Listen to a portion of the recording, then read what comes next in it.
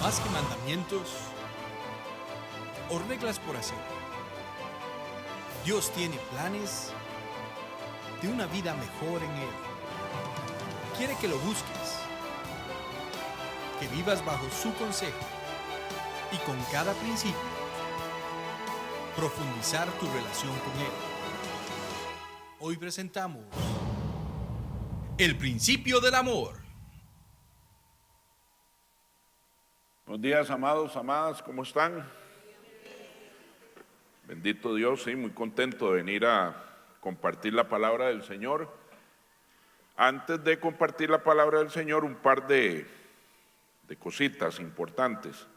Número uno, la sala cuna todavía no está disponible porque el tema de este virus respiratorio sigue y bueno, según las recomendaciones del Hospital de Niños, todavía los niños de 0 a 2 años son los más vulnerables, entonces por eso nuestra sala cuna va a seguir, cerrada hasta nuevo aviso.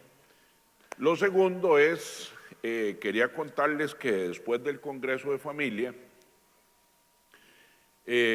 más que una actividad que ya pasó y que desde luego dejó una riqueza importante para nosotros, dejó un reto, nos dejó un reto de, ya hicimos el Congreso y ahora qué. El cuerpo de pastores y los pastores encargados de organizar este Congreso están trabajando para ver cómo nosotros nos convertimos en una iglesia que realmente aprenda a defender a sus hijos y a la familia. Para eso van a pasar algunas cosas. Vamos a ir a un congreso que se llama Salvemos la Familia en Perú para poder traernos de allá todo lo que ellos tienen avanzado. Yo soy de los que cree que si la rueda ya se ha inventado, ¿para qué ponernos nosotros a inventarla? Y vamos a convertir a Vida Abundante en una iglesia que realmente persigue su misión, que es de hacer de cada miembro de la familia un discípulo de Cristo. Y entonces estamos muy comprometidos con eso. Como parte de ese compromiso, también tenemos que aprender a manifestarnos. Creo que uno de los grandes pecados de la iglesia ha sido el silencio ante tantas cosas que suceden.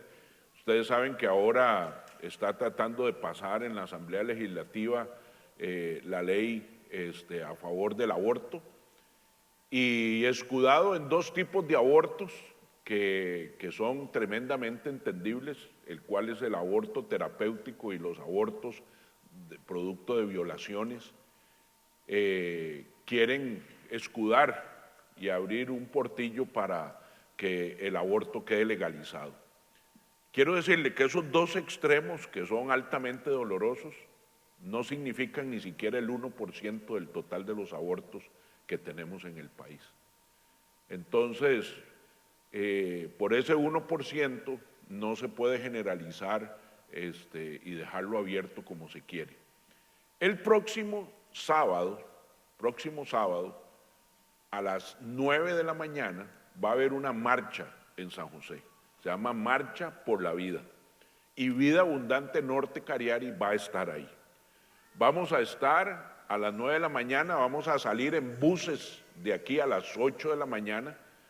Y entonces, ojalá que usted pueda ir vestido de celeste y blanco. Esos son los colores de la marcha. Y solo le vamos a pedir que lleve 1000 colones. Y esos 1000 colones son para que compre allá un pañuelo que es distintivo de la marcha, del programa de la marcha. Esta semana nos vamos a abocar a hacer unas pancartas para poder ir. No vamos a llevar ni a llevar temas religiosos, porque no es un tema de religión, es un tema de nuestra familia. Así es que vamos a ir con frases motivadoras que concienticen a los legisladores de este país de que eso debe desecharse. Entonces, ¿Cómo nos organizamos? Muy sencillo. Si usted pertenece a un ministerio, todos los ministerios tienen un chat. En ese chat usted va a confirmar su asistencia. Si usted no pertenece a ningún ministerio y no está en ninguno de esos chats, lo único que tiene que hacer es una llamada telefónica a la línea de la iglesia, 2293-8861. 2293-8861. Ahí en el Facebook está el número de teléfono. Y llamando a ese número, usted dice, apúntenme, yo quiero ir a la marcha. Entonces, así sabremos cuántos buses vamos a contratar. Y eso es todo. No hay que hacer gran cosa, vestirnos de celeste y blanco, llevar 1000 colones para comprar el pañuelo, y si pertenezco a un chat, confirmar en el chat, y si no pertenezco a un chat, confirmar vía telefónica. Antes del jueves les vamos a pedir, porque el jueves entonces ya contrataríamos el número de autobuses que se necesite. Y eso es lo que necesitamos. Saldremos de aquí a las 8 de la mañana para estar en el Parque Central. La marcha es desde el Parque Central hasta la Plaza de la Democracia. Lleve protector solar, una gorrita, zapatos cómodos y muchas ganas de manifestarnos y pedirle al Señor que la voz nuestra sea realmente escuchada, porque realmente decía ahí algo que vi en las redes sociales esta semana, y es que el hombre siempre ha odiado la vida. Antes los negros no valían nada y los mataban como si nada. Luego los judíos tampoco valían nada y los mataron como si nada. Hoy los no nacidos no valen nada y quieren matarlos como si nada. Y nosotros debemos oponernos a eso. Amén. Entonces, quedan totalmente invitados. Hoy, mis amados, vamos a continuar con la serie Principios del Reino. Esta serie, para los que tal vez se han unido últimamente a nuestra iglesia o que han faltado, es algo que Dios puso en mi corazón hace unos meses atrás, de que tal vez nosotros hemos menospreciado los 10 mandamientos, y vemos los 10 mandamientos como una lista de cosas que Dios dejó, tal vez un Dios enojado, una serie de prohibiciones que dejó, tal vez porque estaba enojado o quería que su pueblo no la pasara bien. Y hemos descubierto que realmente detrás de cada mandamiento hay un principio, y que los principios de vida son fundamentales para que nuestra vida nos vaya bien, ¿verdad?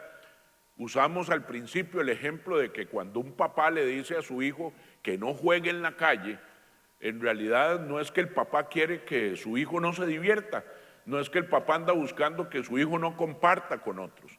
Lo que el papá no quiere es que juegue en la calle, porque en la calle hay peligros y esos peligros pueden acabar hasta con su vida.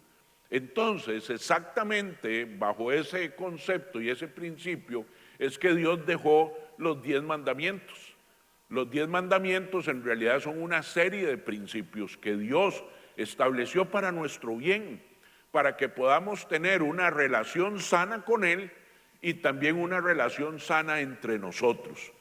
Los 4 primeros mandamientos establecieron la relación nuestra con Él.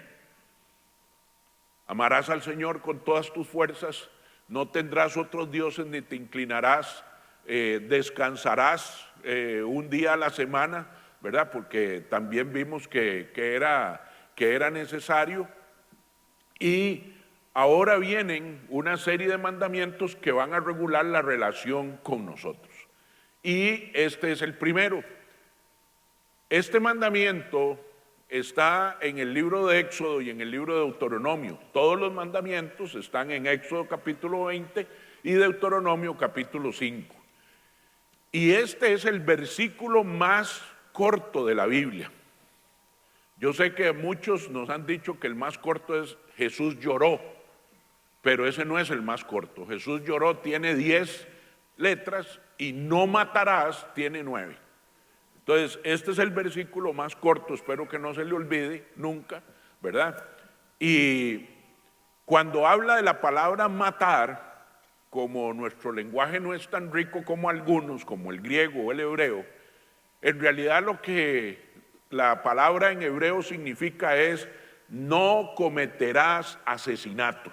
Eso es lo que dice. Porque uno puede matar a alguien por defensa propia. No es este versículo el que aplica.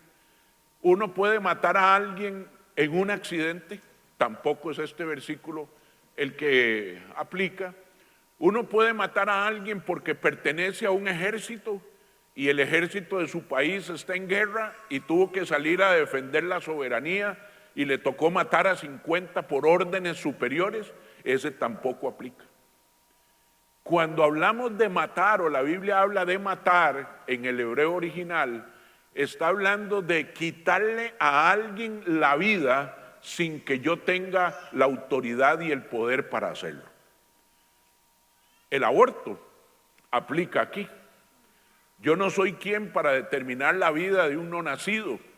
No soy quien para matar a alguien, para decir que muera alguien cuando yo no tengo la autoridad y Dios no le ha dado esa autoridad a nadie. Entonces hay algunas excepciones en las que no aplica este versículo.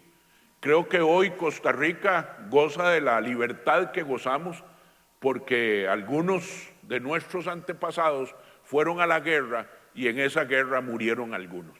Entonces, esos no serán juzgados por esas muertes.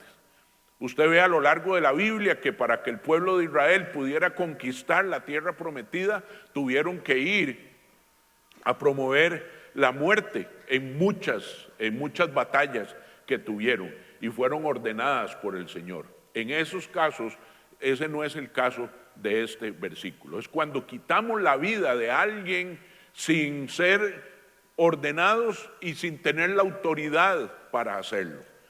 Entonces, yo quisiera que hoy podamos entender que detrás de este principio hay un principio y es el principio del amor. Tal vez usted dice, qué raro, ¿cómo detrás de un mandamiento tan extraño como este va a haber el principio del amor? Bueno, ese lo vamos a ir descubriendo. Dice 1 Juan 3:15, todo aquel que aborrecer es odiar a su hermano, es homicida.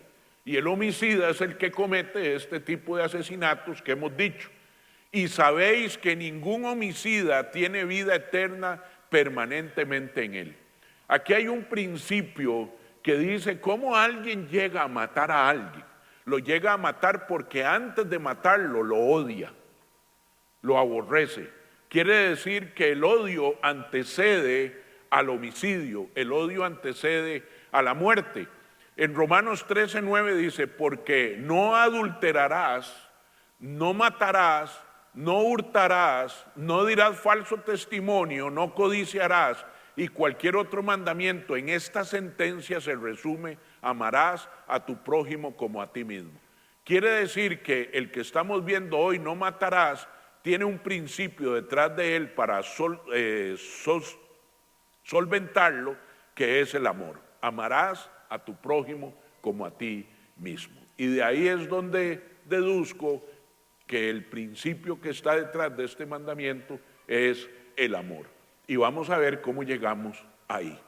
Porque nadie mata por querer matar, nadie mata porque tuvo un sentimiento y ay, qué rico ir a matar a alguien, ¿verdad? Eso no nos ataca. Es cuando se llega al homicidio, se llega producto de una serie de procesos que pasaron en nuestro corazón y que pasan en nuestro corazón, y eso es lo que me preocupa. No estoy preocupado de que alguno de ustedes esté al colapso de querer matar a alguien. Espero que eso no esté pasando y además no lo creo. Pero sí me preocupa que alguno de nosotros quede atrapado en las fases que anteceden al asesinato, porque eso sí sería peligroso. Y de eso quiero hablarles en esta mañana. Eso es lo que Dios puso en mi corazón que viéramos esta mañana. Y lo primero que quiero que veamos es que antes del asesinato está el odio. O sea, cuando ya logramos odiar a una persona, estamos a un paso de poder darle muerte, de asesinarle. Porque el odio es algo que se va gestando en nuestro corazón a lo largo de varios procesos, a lo largo de varias cosas que suceden. Atiendo a esta pareja hace unos meses atrás en la oficina, muy interesante, tienen 50 años o 45 o 50, ahorita no recuerdo, años de casados, y me hizo gracia porque tienen más de casados que yo y llegaron a pedir un consejo, pero ella llegó determinada, y el caso es más o menos así.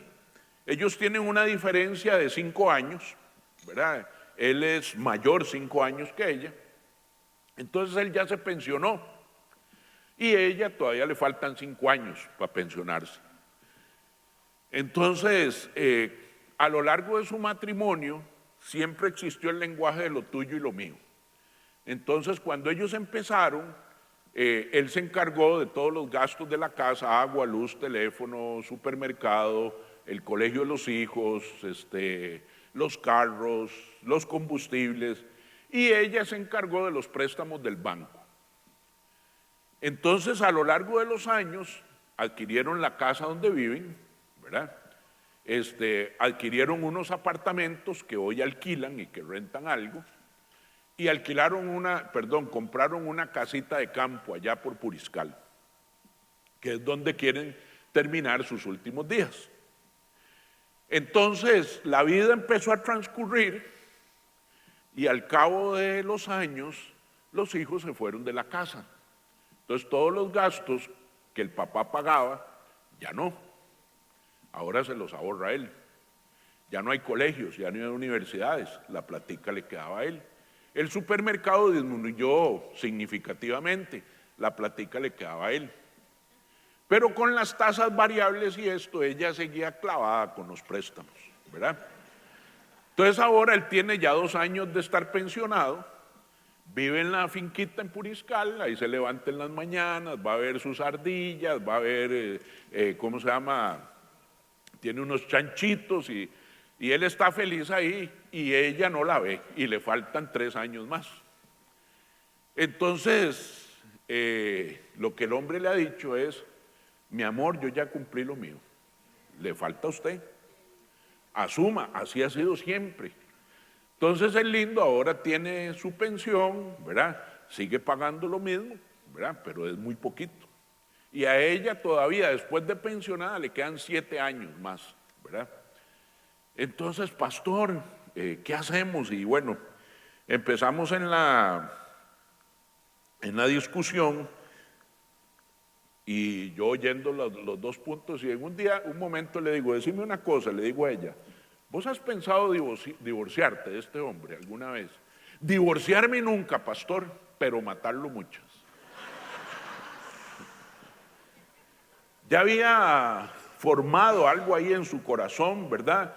Que casi que llegaba, ella prefería la dignidad y el honor, ¿no? El matrimonio para toda la vida, pero la vida se puede acabar en cualquier momento, ¿verdad?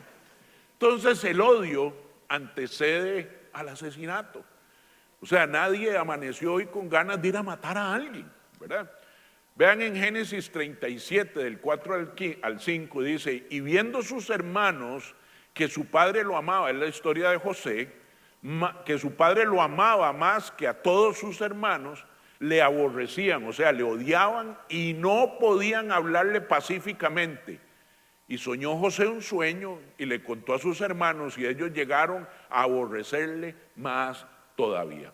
O sea, José y sus hermanos fueron desarrollando un odio. Este odio se había convertido en tal punto en el corazón de los hermanos que ya no se le podía hablar de una manera pacífica. Para peores, pues José no tenía culpa que que su padre lo amara más. Eso no fue decisión de José, fue del padre. Pero Dios le da unos sueños a José cuando tiene 17 años, que son sueños un poco difíciles de entender, ¿verdad? Y él va y se los cuenta a sus hermanos. ¿Qué le estaba diciendo José? Ustedes van a terminar sirviéndome a mí. Y eso hizo que lo odiaran aún más. Entonces, primero se sembró un odio en el corazón. ¿verdad? Y empezó porque el papá cometió ese error. Leía ahí, estaba oyendo a Yoko Kenji hoy en la mañana, y dice que todos los padres siempre tienen a un hijo preferido, ¿verdad? Por alguna razón, ¿verdad? Y que está comprobado que el 95% de los padres han dicho que ellos tienen una mejor relación con un hijo y que el otro 5% miente. Entonces, véanlo ahí, es un video de Yoko Kenji, se llama Escuela de Padres, es bastante bueno. Entonces, bueno, primero viene el odio, ¿verdad? Y vean lo que pasó en Génesis 37, 18, un tiempo después, dice, cuando ellos lo vieron de lejos, iba José ahí al campo con ellos, antes de que llegara cerca de ellos, conspiraron contra él para matarlo. O sea, antes de tomar la decisión de matarlo, primero se había formado en el corazón un odio. Y entonces, aquí vemos claramente que antes de la muerte está el odio. O sea, hay algo que se formó ahí en el corazón y que está mal manejado. Vean Deuteronomio 19, del 11 al 12. Dice, pero si hubiere alguno que aborreciere, odiare a su prójimo y lo acechare y se levantare contra él y lo hiriere de muerte, o sea, si hubo alguien que primero odió y luego mató, si huyere a alguna de estas ciudades, entonces los ancianos de su ciudad enviarán y lo sacarán de allí y lo entregarán en manos del vengador de sangre para que muera. O sea, dentro de la ley, segunda ley, Deuteronomio, eso significa, ¿verdad? Dios dejó establecido que si alguien primero tenía razones de odio en su corazón y esas razones lo llevaban a acciones que terminaban dándole la muerte, entonces cuando ese huyera, los ancianos del pueblo al que huyera estaban en la obligación de entregarlo al vengador de la sangre. Puede ser la familia, puede ser un hermano, puede ser alguien que quiera que se haga justicia para que lo mate, ¿verdad? Entonces, aquí estamos hablando de una muerte que fue producida porque antes había un odio. Pero vea lo que dice en Josué 25, es el caso contrario. Si el vengador de la sangre le siguiere, no entregarán en su mano al homicida por cuanto hirió a su prójimo por accidente y no tuvo con él ninguna enemistad antes. O sea, la Biblia también establecía que si un hombre mató a alguien por accidente, no producto del odio, sino porque cortó el árbol, se cayó, tocó la palanca que no tenía que tocar, hizo algo, pero no era producto del odio, entonces más bien había que proteger para que no lo mataran. Entonces aquí vemos de que siempre la muerte de la cual habla la Biblia es aquella muerte que la antecede el odio. La gran pregunta es, ¿por qué se forma odio en el corazón de los hombres? ¿Qué antecede al odio? ¿Por qué es que nuestro corazón se corrompe? ¿Por qué es que se pudre ese corazón que llega a odiar? Y la razón es esta, porque la ira o el enojo, ¿verdad? Ya vamos a ver la diferencia, anteceden al odio. El enojo, como tal, es una emoción. Creo que todos de una u otra manera nos enojamos con algo. A mí hay cosas, por ejemplo, del país que me enojan. Hacemos todo un esfuerzo fiscal, todo un esfuerzo que tiene que ver con dinero extra que sale. Yo como trabajador hoy pago más renta. Los servicios que antes ocupaba en la casa, como por ejemplo la jardinería, hoy tengo que pagar más renta. Y resulta que hay otro grupo que se suponía que ya no iba a tener pensiones de lujo, pero siguen teniéndolas. Eso me enoja. Me enoja porque a mí y a los míos, a mi familia, les ha afectado de una manera negativa y hay otros que quieren seguir sin pagar un precio. Entonces me enoja. Y creo que todos tenemos razones que nos enojan, nos enojan. Pero la ira es aquel enojo que yo no puedo controlar. La ira es cuando yo tengo un enojo por alguna razón, pero que la canalizo de la manera inadecuada, a través de patadas, a través de gritos, a través de frases dolientes, a través de reacciones que no tienen nada que ver, ¿verdad? Porque la palabra misma dice, airaos, pero no pequéis. Entonces, cuando nosotros explotamos producto del enojo, entonces quiere decir que ese enojo tiene cosas sin resolver en mi corazón. O sea, el enojo como tal es una emoción. Aquí hay alguien que nunca se ha enojado.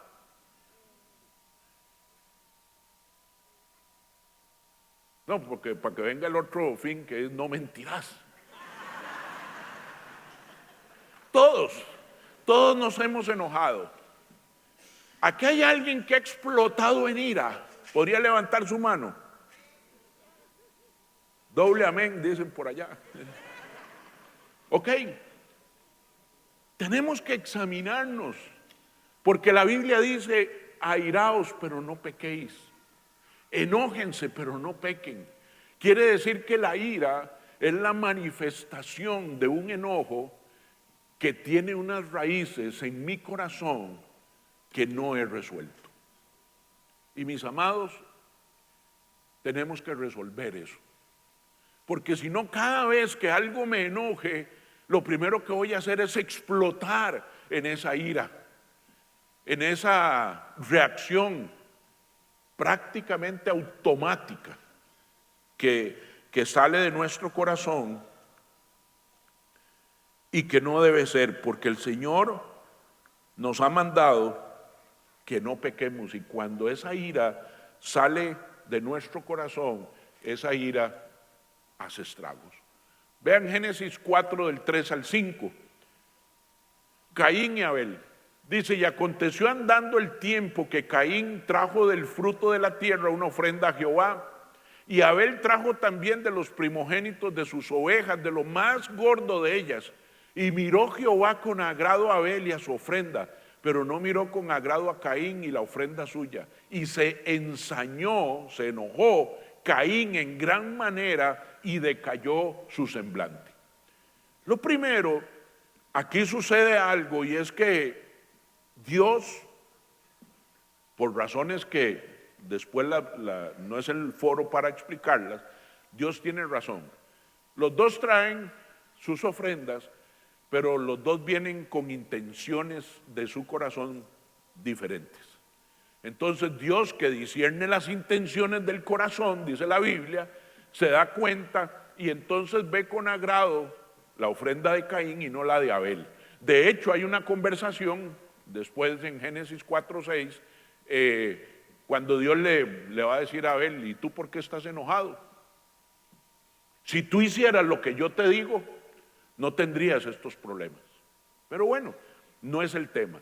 El asunto es que él, por esta reacción de Dios, porque Dios miró mejor a su hermano, ahora se enoja, entra en ira con él, cuando él no tiene ninguna responsabilidad. Fue Dios el que tomó la decisión.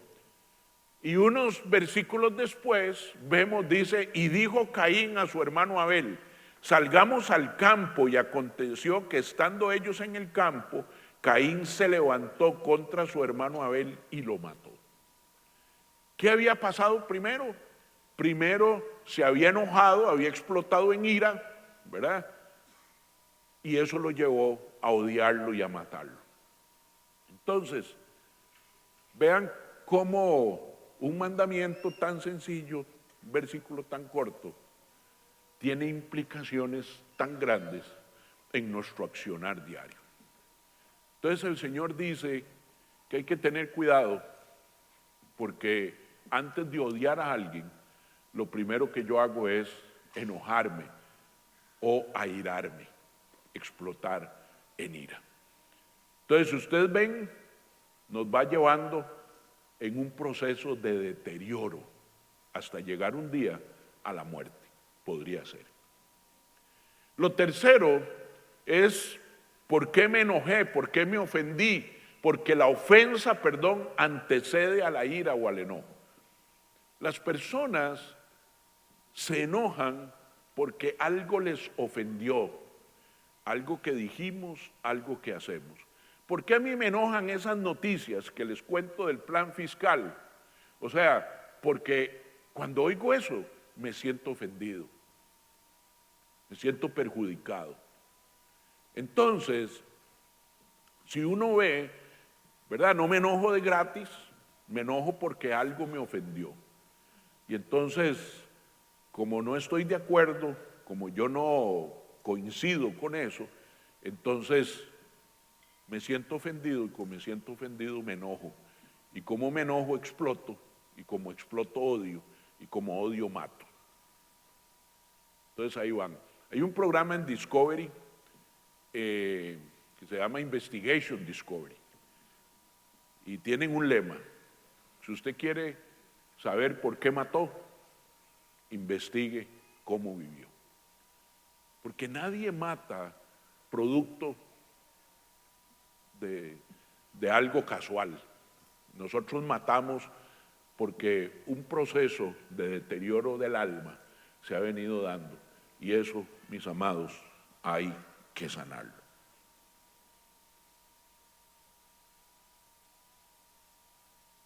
Caín fue ofendido por Dios y por Abel, y por eso se enojó, y Dios aceptó la ofrenda de Abel y no la de él. Vean este otro versículo, Mateo 24, del 9 al 10. Esto es una profecía para usted y para mí. Dice: entonces os entregarán a tribulación y os matarán y seréis aborrecidos. Nos matan, pero ¿por qué? Porque fuimos odiados. Igual se cumple. De todas las gentes por causa de mi nombre. Muchos tropezarán entonces y se entregarán unos a otros, y unos a otros se odiarán.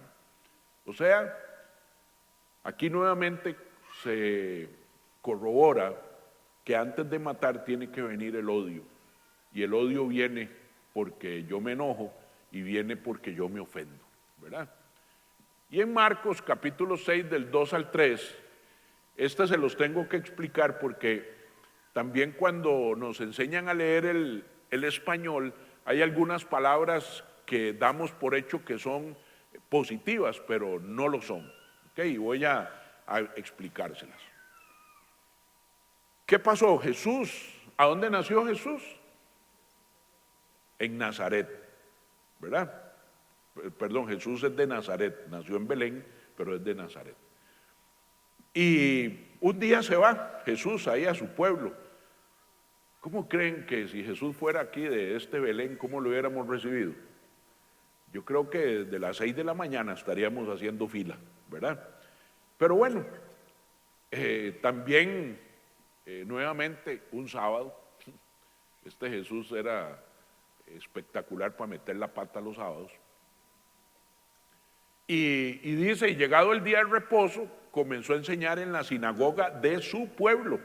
Les había contado que cerca de donde Jesús vivió estaba la sinagoga. No pasaban, digamos, en medidas nuestras, no hay 300 metros de distancia entre la casa en la cual vivió Jesús y la sinagoga de la cual habla la Biblia. ¿Ok? Entonces dice, llegado el día del reposo, comenzó a enseñar en la sinagoga y muchos oyéndole se admiraban, pero esta admiración es una admiración envidiosa, no es una admiración, wow, qué dicha, qué bueno, qué alegría, no, es una admiración envidiosa. Dice, y decían, ¿de dónde tiene estas cosas? O sea, era un pobre ahí de Nazaret y como los mismos judíos decían que nada bueno saldría de Nazaret, ¿verdad? Entonces lo oían hablar y dice, ¿de dónde tiene estas cosas? ¿Y qué sabiduría es esta que le es dada? Y estos milagros que por sus manos son hechas. O sea, no estaban admirados de, wow, viste, al cieguito aquel lo hizo ver, wow, viste, aquel mudito ahora salió cantando. No, estaban más bien viendo la persona de Jesús, que era indigno para ellos y que pareciera que estaba teniendo unas manifestaciones extrañas. Dice, ¿no es este el hijo del carpintero, el hijo de María, hermano de Jacob, de José, de Judas y de Simón? ¿No están también aquí con nosotros sus hermanas? Y se escandalizaban de él. O sea, entre más hacía Jesús, más se enojaban con él. Lo que Jesús decía y hacía les ofendía, porque ellos no lo podían hacer. Ellos no hablaban en la sinagoga como Jesús, no predicaban como Jesús. Y entonces ahora están ofendidos por lo que Jesús hace. Y Lucas, que también recopila esta acción, nos termina contando la historia. Lucas 4, del 28 al 29 dice, al oír estas cosas, todo lo que Jesús hacía, todos en la sinagoga se llenaron de ira. Primero se ofendieron, ¿verdad? Como se ofendieron, se enojaron, y ese enojo tenía raíces de amargura en el corazón, entonces explotaron en ira, ¿verdad?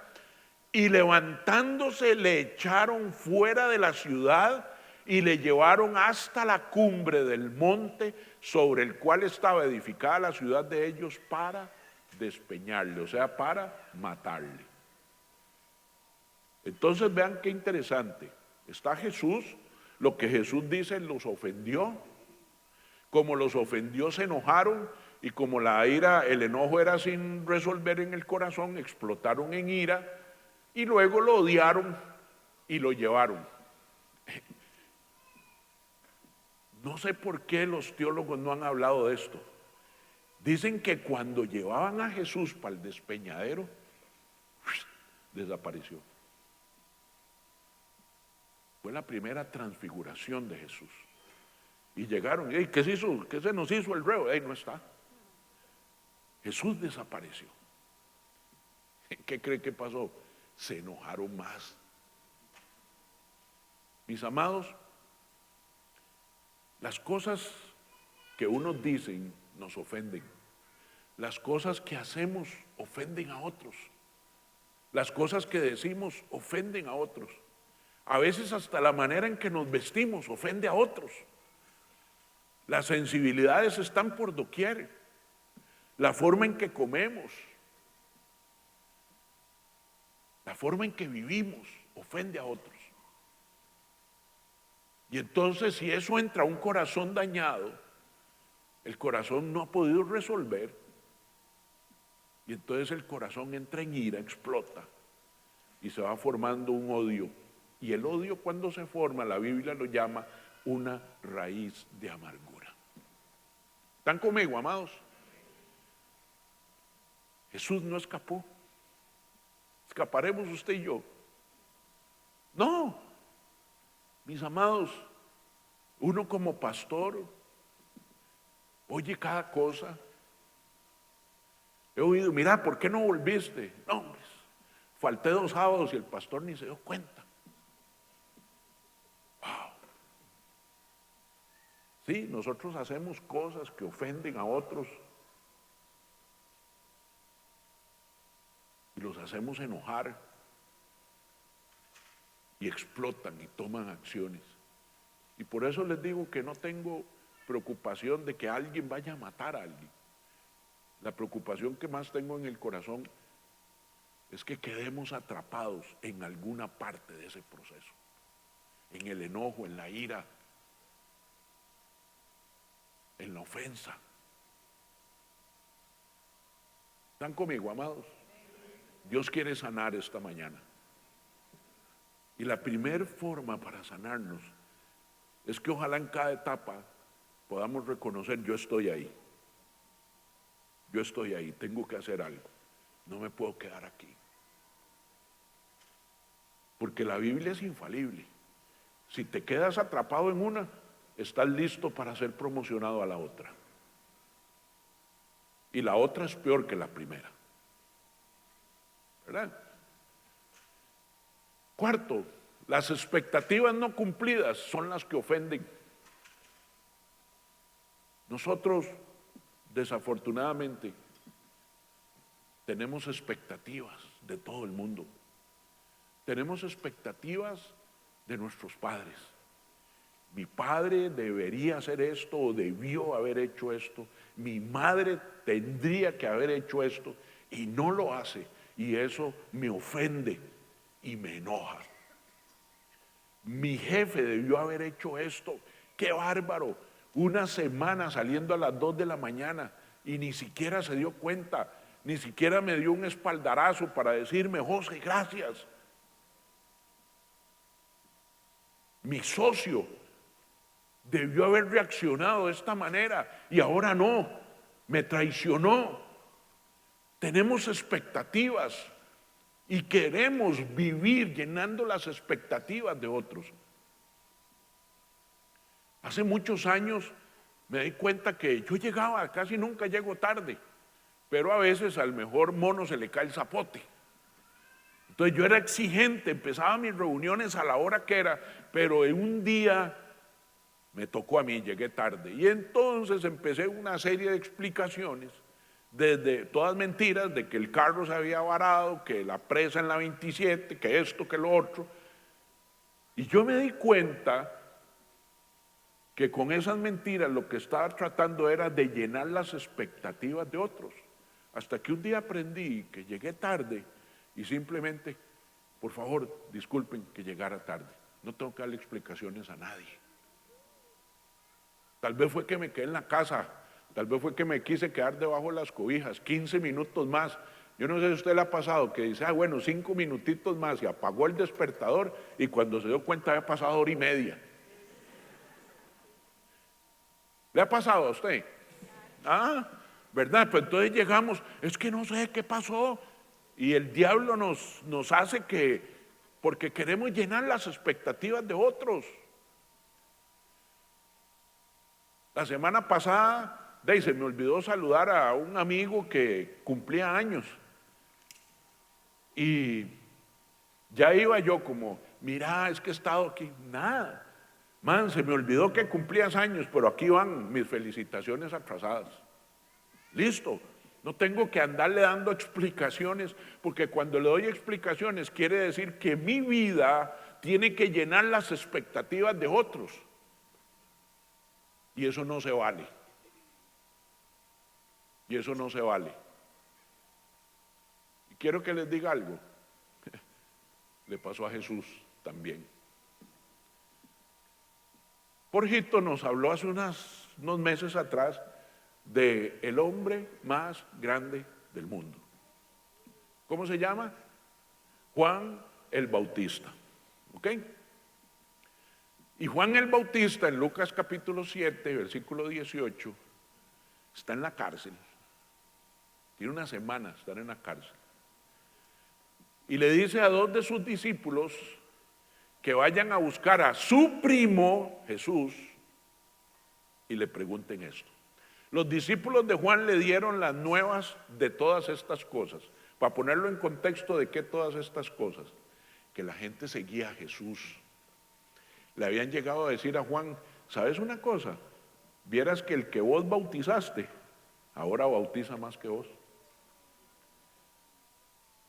Llegó ahí él. Y ahora está en la cárcel Juan.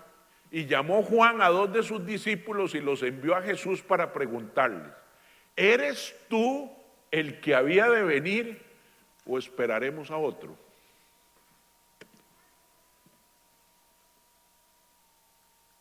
Tengo una listilla ahí de cosas que le voy a preguntar a Dios cuando llegue al cielo. Pero un día voy a ir a buscar a Juan y decirle, man, ¿por qué usted mandó a preguntar eso? Les cuento.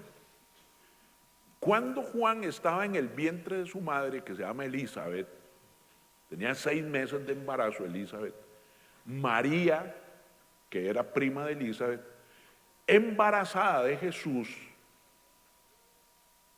llegó a visitarla.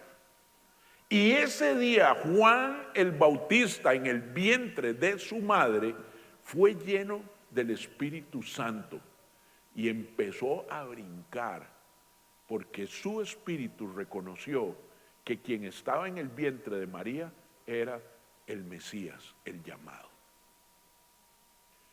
Cuando Jesús, primo de Juan, llegó a que Juan lo bautizara, Juan dijo: no, tú eres quien debe bautizarme a mí. Yo no soy digno de bautizarte ni de desatar la correa de tus zapatos, porque tú eres el ungido, tú eres el llamado. Cuando Juan y Andrés, dos discípulos de Juan el Bautista, le preguntaron a Juan el Bautista qué debían hacer, Juan les dijo: síganlo a él es el llamado, él es el Cordero de Dios. Y Juan y Andrés se unieron al ministerio de Jesús porque Juan el Bautista, su primo, lo mandó. Un día se acerca a Jesús y Juan el Bautista detiene la reunión y les dice: miren, ahí viene el Cordero de Dios. Y Juan el Bautista está en la cárcel por andar diciendo que Jesús era el Mesías. Pero ahora, una semana después de estar en la cárcel, le manda a preguntar con dos de sus discípulos: ¿eres tú el que había de venir o esperaremos a otro? ¿Por qué Juan preguntó eso? Porque había pasado una semana y Jesús, el Hijo de Dios, su primo,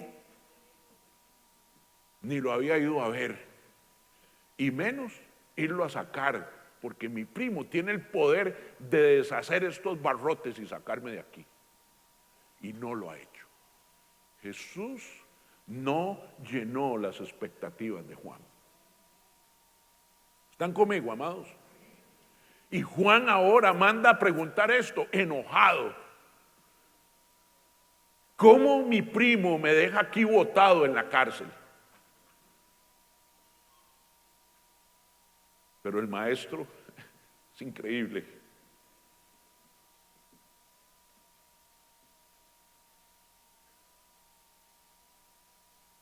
Le manda a responder. Y respondiendo Jesús les dijo: id, haced saber a Juan lo que habéis visto y oído. No lo que yo les diga, lo que ustedes dos vieron, vaya y se lo hacen saber a Juan. Los ciegos ven, los cojos andan, los leprosos son limpiados, los sordos oyen, los muertos son resucitados y a los pobres es anunciado el evangelio. A esto vine, no a llenar tus expectativas, Juan. Y quiero decirte algo: si tú tienes expectativas con Dios, entraste perdiendo, porque Dios no vino a llenar nuestras expectativas. Dios vino a hacer su obra. Dios vino a pagar por nuestros pecados. Dios vino por nuestra libertad. Pero hay muchos que se enojan con Dios porque tengo 3 meses de estarte pidiendo un trabajo de $10,000 y mira lo que tengo. Tú no has llenado mis expectativas. Mis amados, y si Dios no llena tus expectativas, menos los hombres las llenarán. ¿Cuál es el secreto de la vida? Vive sin expectativas. Deja que la vida te sorprenda. Deja que el de repente de Dios sea el que te sorprenda. Y entonces serás más feliz porque nunca estarás enojado. La novia de este compañero de trabajo, ellos cierran sus operaciones en junio, cierra su año fiscal. Y ella estaba feliz porque todos los años ellos aspiran a un bono que es el 20% del salario anual. Entonces, si anualmente ganan 30 millones y llegan al 20%, que es el máximo, les tocan 6. Pues resulta que hace unos meses atrás le preguntaron al jefe, ¿qué? ¿Cómo va? Según lo que vamos como al 18,5, 19%. ¡Ping! Inmediatamente se formó un paradigma en el corazón. Y terminaron el mes con 17. Esos 17% para la novia de mi amigo son 5,600,000 colones. de bono. ¿A alguien le caerían bien hoy 5.600.000 en nada? O alguien diga, no, eso ni suma ni resta en lo que yo tengo. Ahora ella no lo puede disfrutar, está enojada, porque su jefe le dijo que era entre 18,5 y 19, pero los números al final, por ajustes financieros, eso dieron 17. Como tenía expectativas, ahora no disfruta lo que tiene. Señor, yo quería un vehículo 2019, pero me mandaste uno 2017 con 10 millas tenía, pero yo no quería ese. Yo quería un 2019 0 kilómetros. Como no se llenan mis expectativas, entonces me ofendo. Y como me ofendo, me enojo. Y como me enojo y todavía no he sanado mi corazón, entro en ira. Y cuando entro en ira, odio. Y estoy a un paso de matar a alguien. Jesús, ni siquiera de su primo, vino a llenar las expectativas. Jesús vino a lo que vino. A esto vine. Vaya y le cuentan a Juan que los ciegos ven, que los cojos andan, que los leprosos son limpiados y los sordos oyen y los muertos son resucitados, y a los pobres les anuncio el evangelio. No he tenido tiempo para ir a verte.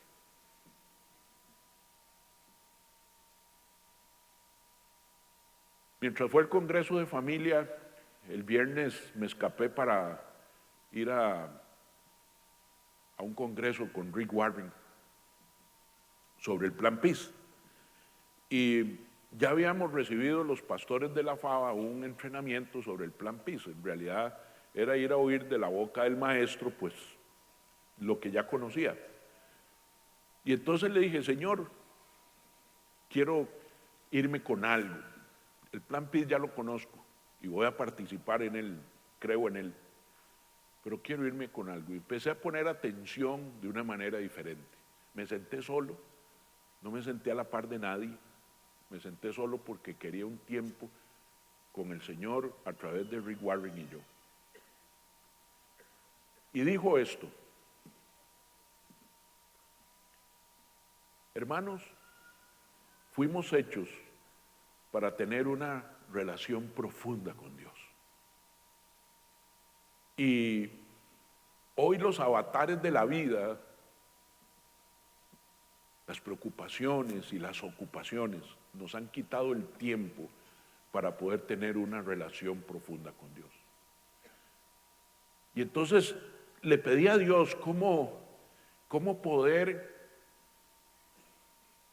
perseguir esto y cumplir lo que tengo que cumplir en el otro lado. Y quiero darles un consejo, dijo. Me siento en la cama todas las mañanas 3 minutos antes de empezar mi día. Y en esos 3 minutos confieso con mi boca, Señor, hoy quiero conocerte un poco mejor y quiero amarte un poco más. Y esas son todas mis expectativas del día.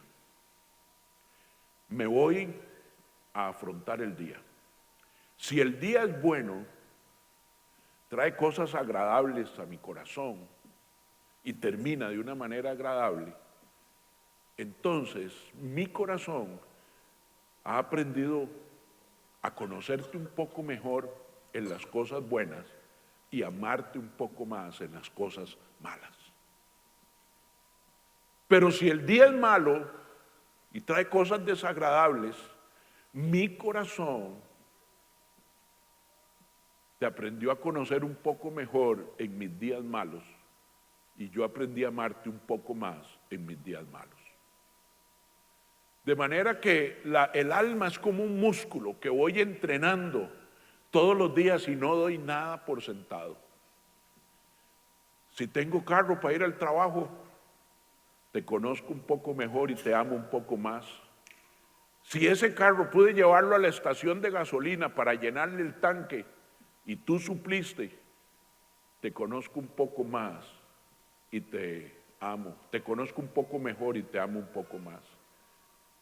Pero si hoy perdí el trabajo, si hoy vino una mala noticia, quiero conocerte mejor en mi mala noticia y amarte un poco más. Y cuando esa es la única expectativa que tienes en tu corazón, tu alma conocerá un poco más, poco mejor, y amará un poco más a Dios todos los días. Y tu relación con Él empezará a crecer de una manera inimaginable. Yo dije, listo, Señor, quiero que esa sea mi única expectativa en el día. Todo lo demás, tú lo llenarás. No quiero vivir enojado porque alguien no cumplió mis expectativas. Y no quiero que nadie se enoje porque yo no cumplí las de él. Porque cada uno hará lo mejor que puede. Entonces, mis amados, si el mismo Dios nunca va a llenar nuestras expectativas por una razón, porque mis expectativas la mayoría de las veces son egoístas, son pensando en mí, en mi bienestar, en mi conveniencia, en mi comodidad.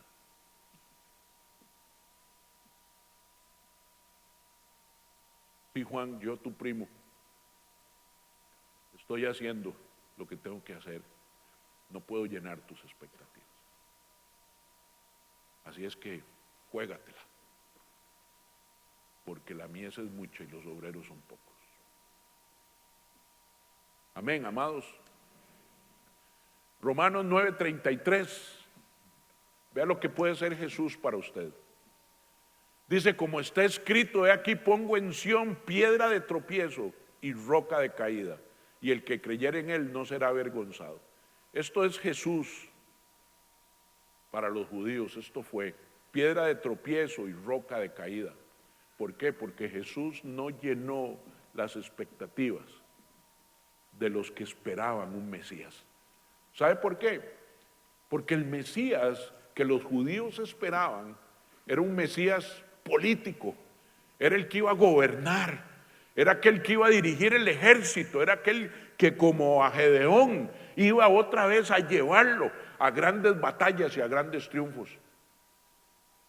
Pero Jesús les dijo, no, yo no vine por eso, yo vine a establecer el pacto de la gracia. A eso vine. No puedo llenar sus expectativas, entonces seré piedra de tropiezo y roca de caída para muchos. Pero ahora hablemos del amor. El perdón es el que antecede al amor. Como alguien no llena mis expectativas, me ofende y yo me enojo, y como me enojo odio, y como odio mato, entonces lo que tengo que hacer es perdonar. Perdonar a aquel que no pudo llenar mis expectativas, a mi mamá, a mi papá, al jefe, al socio, al hijo, a la hija. Eso es lo que me toca. Porque ese es el paso para que se cumpla lo que Jesús había dicho, que entonces eso se resolvía con amando al prójimo más que a ti mismo. Es en el perdón donde está esto. Mateo 5, el 43, el 44 dice, oísteis que fue dicho, amarás a tu prójimo y aborrecerás a tu enemigo. Eso dice el mundo. Es que amar al que no da problemas es facilísimo. Pero aborrecer al enemigo, odiarlo, eso también es muy fácil. Pero dice, yo digo, amad a vuestros enemigos, bendecid a los que te maldicen, haced bien a los que os odian o aborrecen y orad por los que os ultrajan y os persiguen. Ayer estaba Liz y le dije que este va a ser el tema de nuestro próximo ayuno. Porque ¿cuántos cumplimos esto en el devocional de hoy en la mañana? oramos por los enemigos, los bendecimos, ¿verdad? Espiritualmente los abrazamos. No, pero esto es necesario hacerlo. Hay que perdonar, No es fácil bendecir al enemigo, no es fácil bendecir a quien me maldice y hacerle bien a quien sé que me odia, y orar por los que me ultrajan y los que me persiguen. No es fácil, pero eso me hará crecer a mí. Este amigo, llega esta semana un amigo que amo mucho y estuvo en la cárcel y salió hace unos meses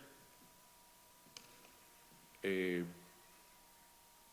me dijo: José, ¿podrías darme una cita? Estoy en un proyecto ahí tratando de salir adelante y quiero tu consejo. Claro. Entonces lo atendí y lo invité a almorzar.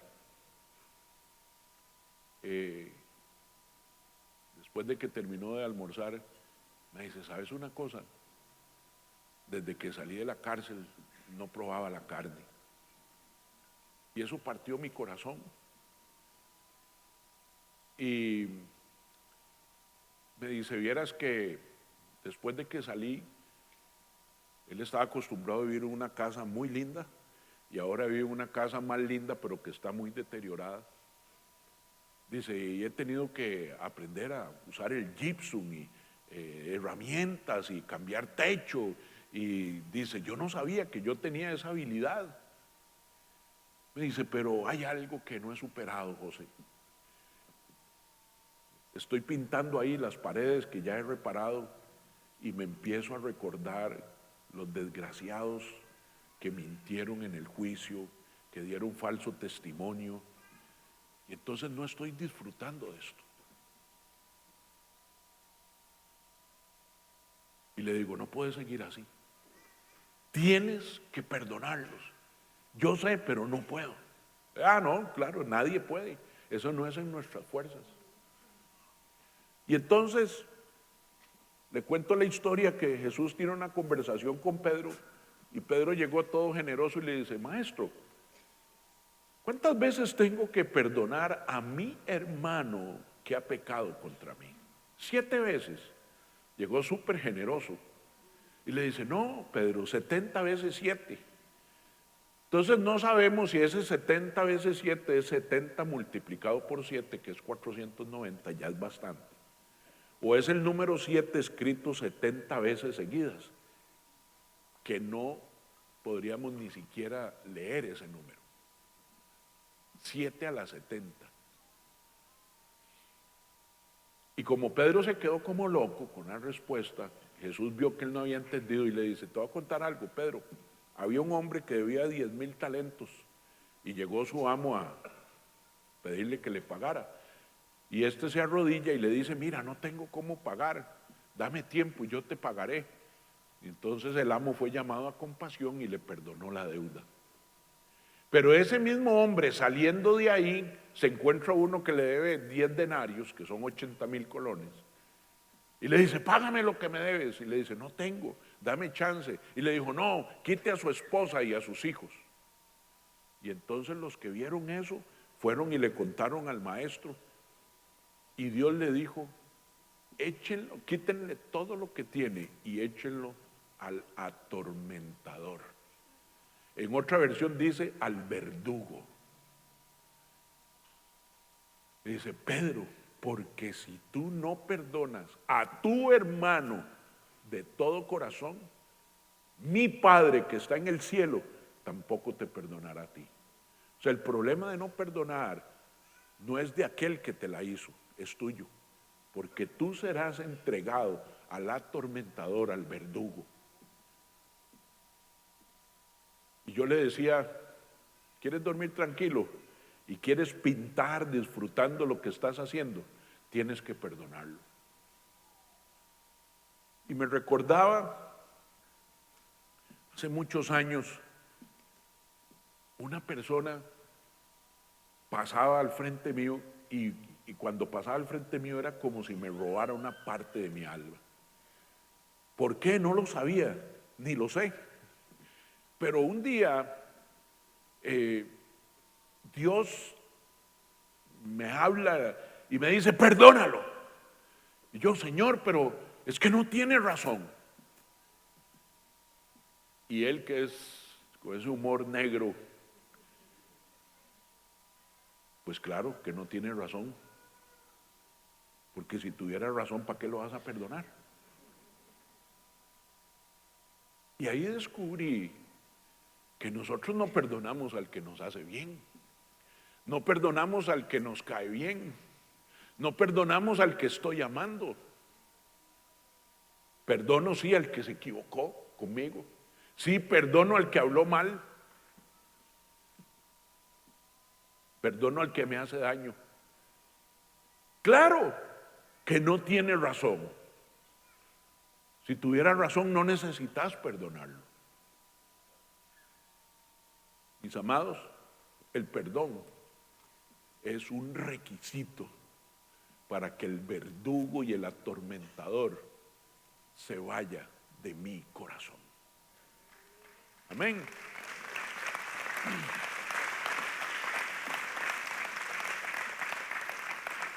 Ve esta historia, Génesis 27:41.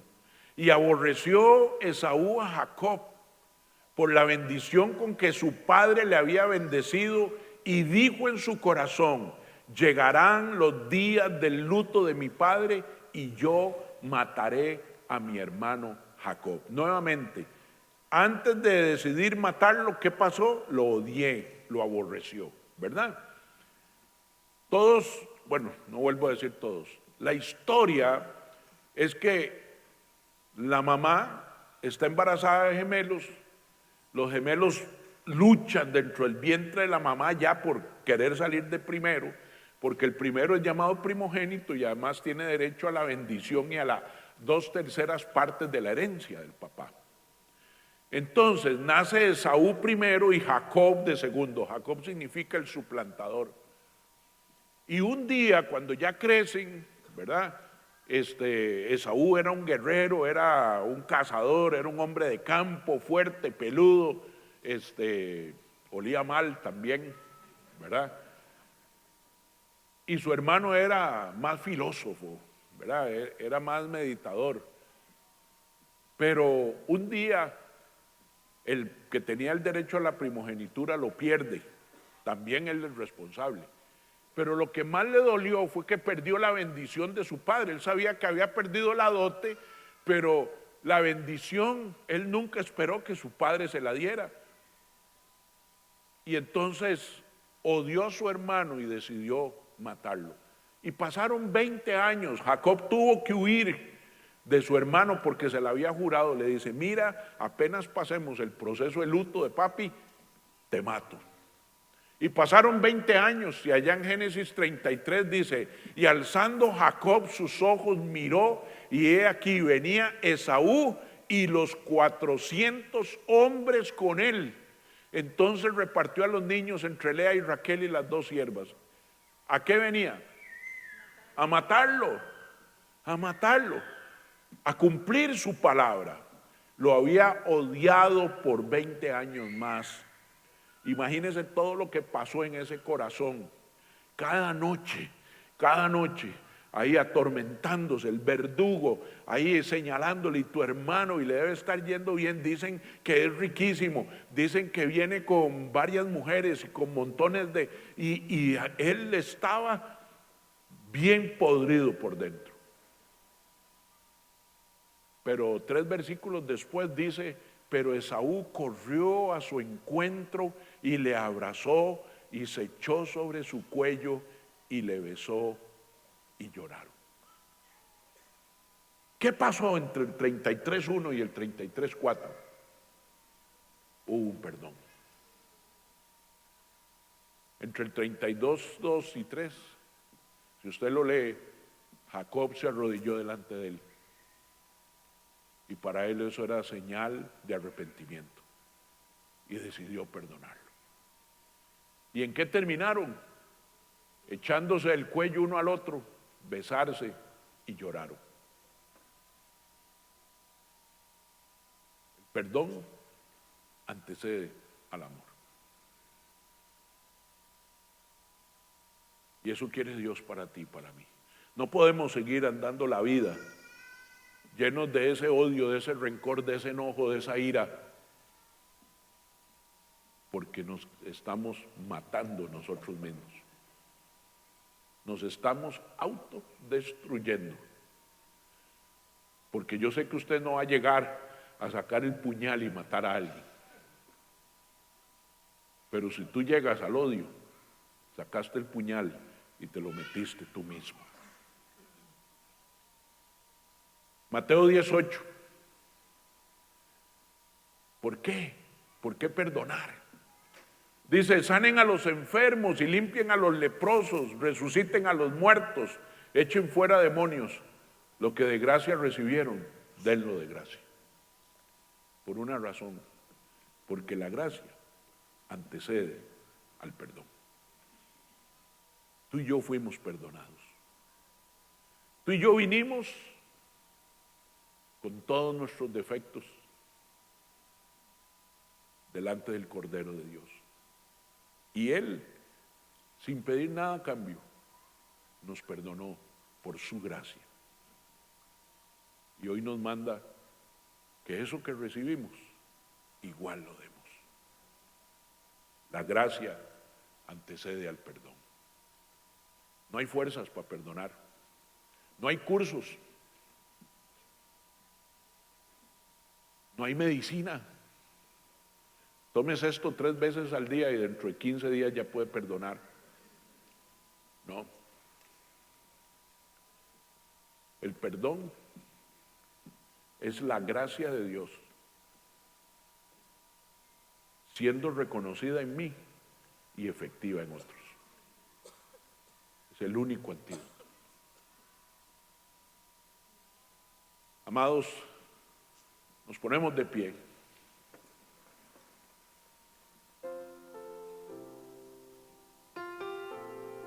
Si usted está atrapado o atrapada en alguna de estas etapas, quiero orar por usted.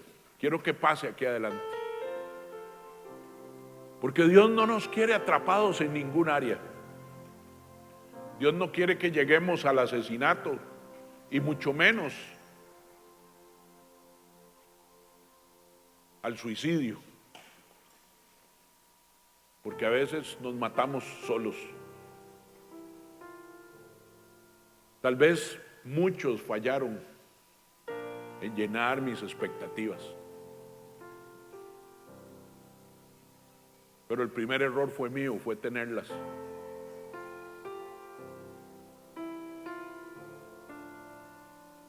Yo entregué mi vida al Señor para que Él se encargara de todo. No debo andar cargando nada yo. Yo fui hecho para tener un intercambio de yugos. Dice, vengan a mí los que están cansados y yo los haré descansar, y tomen mi yugo que es liviano. Me ponía a pensar que yo decía, ¿y Jesús tiene yugo? O sea, tiene cargas. Dice, no, mi yugo es liviano, no pesa nada. Y yo te lo cambio, dame el tuyo y tú tomas el mío. Pero cuando tú tomas el mío, te emparejaste con el buey viejo, que soy yo, dice Jesús. Y a partir de ese emparejamiento, yo marco el camino y yo determino la velocidad con la que caminamos. Vamos a hacer un intercambio de yugo. Le vamos a entregar el nuestro a Él para que Él ponga el de Él sobre nosotros. Y decirle, Señor, ya no quiero más cargas con nadie. Yo solo quiero tu yugo, que es liviano, que es ligero. Pero ahora quedé emparejado contigo. Y tú eres el que sabe, el que conoce. Yo soy el buey joven, tú el viejo. Pon tú el camino y la velocidad. Padre, en el nombre de Jesús, te doy gracias, Señor. Gracias por tu palabra de esta hermosa mañana, Señor. Gracias porque a lo largo de este viaje, Señor, me he visto identificado en varias etapas, Señor. Cómo me he dejado seducir por mi propio corazón y por el enemigo, que ha venido, Señor, a poner división entre tú y yo. No mataré, Señor, no cometeré homicidio, ni suicidio conmigo, porque hoy borro las expectativas de mi vida. A partir de hoy, Señor, lo que mi alma anhela y desea es conocerte un poco mejor y amarte un poco más. Eso es lo que quiero hacer. Ya no quiero vivir por las expectativas de nadie, porque nadie será capaz de llenarlas. Y hoy he aprendido que ni tú, porque mis expectativas, muchas son egoístas, y tú no las llenarás. Tú llenarás todo aquello que sea necesario en mí. Proveerás mis necesidades. Traerás mi consuelo. Me acompañarás el día de la prueba. Tu mano estará extendida para mí siempre. Quiero que sepas, Señor, que quiero amarte, conocerte. Ese es mi anhelo. Señor, perdóname por haber arrastrado esto tanto tiempo, por haber cultivado el enojo, el rencor, la ira en mi corazón. Ayúdame a deshacerme de ese pasado atormentador, Señor. Hoy perdono y suelto de juicio, Señor, a aquellos que no llenaron mi corazón. Hoy entiendo por qué. Porque eran tan humanos como yo. Sé que no es fácil, Señor. Dame de tu fuerza, de tu humildad, de tu poder y de tu gracia. En el nombre de Jesús. En el nombre de Jesús. En el nombre de Jesús. Amén. Que Dios les lleve con bien, mis amados, y les cuide y les bendiga.